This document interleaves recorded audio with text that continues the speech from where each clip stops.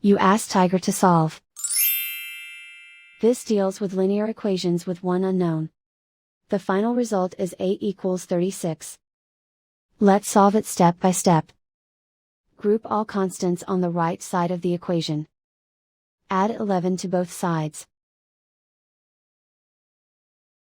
Simplify the arithmetic.